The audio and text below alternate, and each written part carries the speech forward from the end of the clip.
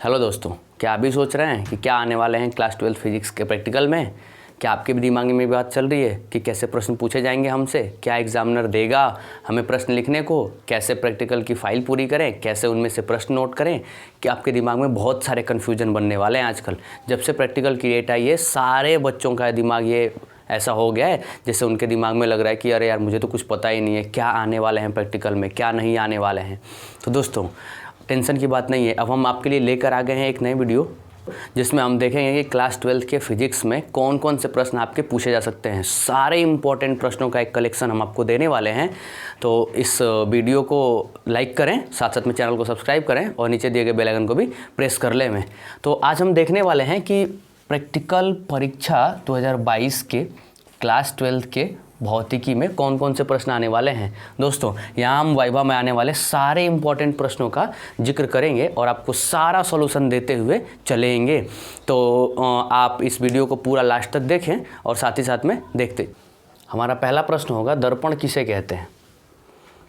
ध्यान से इन सारे प्रश्नों को देखिएगा आप सभी लोग, क्योंकि ये प्रश्न आपके प्रैक्टिकल से रिलेटेड हैं। तो सारे प्रश्नों को आप ध्यान से देखते चलिएगा, स्किप ना करिएगा। दर्पण किसे कहते हैं? परावर्तक पृष्ठ जो प्रकाश का परावर्तन करे तथा वस्तुओं का स्पष्ट प्रतिबिंब बनाए, दर्पण कहलाता है। तो दर्पण को ध्यान से पढ़ेंगे। दर्पण क्या होता है? वह परावर्तक पृष्ठ जो प्रकाश का परावर्तन करे, प्रकाश को टकरावे और पुनः वापस भेज देवे तथा वस्तुओं का स्पष्ट प्रतिबिंब बनाए। मतलब उस दर्पण में साफ साफ किसी वस्तु की आकृति दिखाई देवे तो वो आपका दर्पण कहलाता है। हमारा दूसरा प्रश्न है कि उत्तल दर्पण का प्रतिबिंब कहाँ बनता है? दोस्तों, ध्यान से इस प्रश्न को पढ़िएगा कि उत्तल दर्पण का प्रतिबिंब कहाँ बनता है। तो रट लीजिए दिमाग में अपने इस प्रश्न को कि उत्तल दर्पण सदैव फोकस तथा ध्रुव के बीच में बनेगा। उत्तल दर्पण का प्रतिबिंब सदैव फोकस तथा ध्रुव के बीच में बनेगा। तीसरा प्रश्न होगा हमारा, क्या समतल दर्पण से वास्तविक प्रतिबिंब बन सकता है? इस बात की गारंटी है कि ये प्रश्न आपसे हमेशा पूछा जाने वाला है।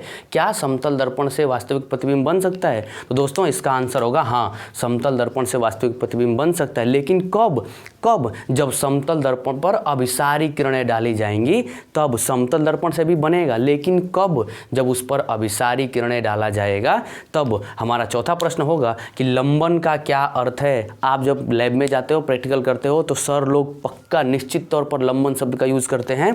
तो उसका मतलब समझिए कि लंबन क्या होता है। यदि हम अपनी आँखों के सीध में, ठीक आँखों के सामने, जैसे अभी आप हमारे सामने हो, ठीक है, यदि हम आँखों के सीध में दो पिनों को एक दूरी पर रख दें, जैसे दो पिनों को एक दूरी पर ऐसे रख देते हैं, तो उस दूरी पर हो तो आँखों को इधर उधर करने पर हम आगे और पीछे दोनों होके देखें तो पिनों पर के बीच में जो सापेक्ष विस्थापन होगा, पिनों के बीच में ऐसे पिनों के बीच में सापेक्ष विस्थापन हुआ, वही आपका कहलाता है क्या? लंबन कहलाता है। हमारा अगला प्रश्न होगा, इन सारे प्रश्नों को ध्यान से देखते चलिएगा। हमारा छठवां प्रश्न है कि माध्यम बदलने पर प्रकाश की दिशा क्यों बदल जाती है? मोस्ट इंपॉर्टेंट में रखिएगा आप सभी। माध्यम बदलने पर प्रकाश की दिशा क्यों बदल जाती है? क्यों बदलती है? क्योंकि प्रकाश की चाल बदल जाती है। माध्यम बोले तो सघन माध्यम और विरल माध्यम। आपको पता होगा कि सघन माध्यम से विरल माध्यम पर जाने पर प्रकाश की चाल हमेशा बदलती है। वो या तो अविलंब से दूर हटती है या फिर अविलंब की ओर आकर्षित हो जाती है, अविलंब की ओर झुक जाती है। तो वही आपसे पूछा जा रहा है कि माध्यम बदलने पर प्रकाश की दिशा क्यों बदलती है? क्योंकि प्रकाश की चाल क्या हो जाती है दोस्तों? बदल जाती है। हमारा छठा प्रश्न होगा कि जल, कांच तथा वायु में, इसको रटिएगा, अच्छे से ध्यान से समझिएगा, जल, कांच तथा वायु में से किसमें प्रकाश की चाल सबसे अधिक होगी? आपको पता है तो जल्दी से कमेंट करके बताइए हमको, जल, कांच तथा वायु में से किसमें प्रकाश की चाल सबसे अधिक होगी? तो आपका आंसर होगा किसमें? वायु में। वायु में। इसको 100% में पढ़िएगा आप। किस रंग के लिए प्रकाश का अपवर्तन सबसे अधिक होता है तथा किस रंग के लिए सबसे कम होता है?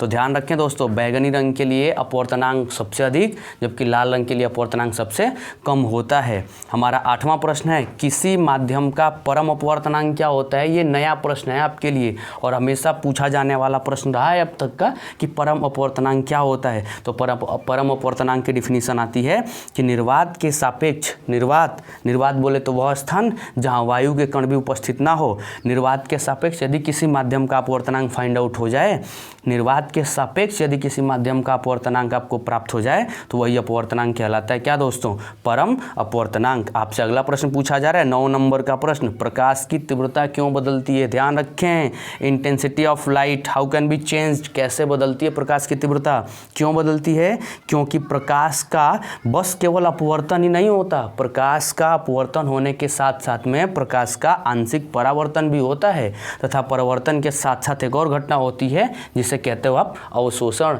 तो 3 बातें होती हैं। तो याद रखें, प्रकाश के साथ 3 घटनाएं होती हैं दोस्तों। प्रकाश का अपवर्तन होता है, अपवर्तन होने के साथ साथ में आंशिक परावर्तन भी होता है, और परावर्तन होने के साथ साथ में प्रकाश का अवशोषण होता है। ये तीनों बातें प्रकाश के अंतर्गत होती है, इसीलिए प्रकाश की तीव्रता पूरी तरह से क्या हो जाती है? बदल जाती है। हमारा 10वां प्रश्न है कि सूक्ष्मदर्शी किसे कहते हैं? सूक्ष्मदर्शी किसे कहते हैं? आपने अपने प्रैक्टिकल में, अपने प्रैक्टिकल रूम में, लैब रूम में जरूर देखा होगा सूक्ष्मदर्शी को। तो क्या कह सकते हैं इसकी डिफिनीशन? वह अभिदृश्यक, बोले तो ऐसी लेंस, ऐसी आकार, ऐसी यंत्र जो हमारी आसपास की सबसे छोटी वस्तु को बड़ा करके दिखाए। बोले तो इससे जो सबसे छोटी वस्तु है उसको सबसे बड़ा करके दिखाए। जैसे आप टेलीस्कोप लगा के तारों को बड़ा बड़ा देखते हो, वैसे ही ठीक क्या होता है? सूक्ष्मदर्शी होता है। ये हमारी आसपास की सबसे छोटी वस्तु को सबसे बड़ा करके दिखाता है। 11 नंबर का प्रश्न है अपना, जल डालने पर फोकस दूरी क्यों बढ़ जाती है? कहाँ जल डालने पर? आप प्रैक्टिकल जाते हो, प्रैक्टिकल रूम में प्रैक्टिकल करते हो, किसी भी लेंस पर जल डालते हो, किसी भी लेंस पर जल डालते हो दोस्तों, तो उसकी फोकस दूरी क्यों बढ़ जाती है?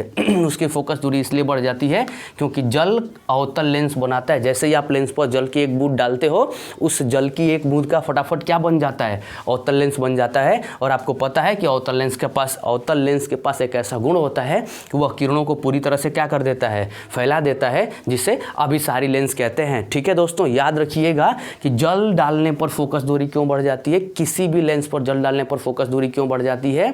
क्योंकि जैसे ही आप जल डालते हो, जल की बूंदें जैसे ही डालते हो, उस जल की बूंद का क्या बन जाता है? फटाफट अवतल लेंस बन जाता है, और यह अवतल लेंस किरणों को पूरी तरीके से क्या कर देता है? फैला देता है, जिसे आप कहते हो अभिसारी।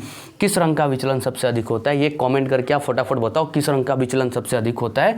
तो बैगनी रंग का विचलन सबसे अधिक होता है।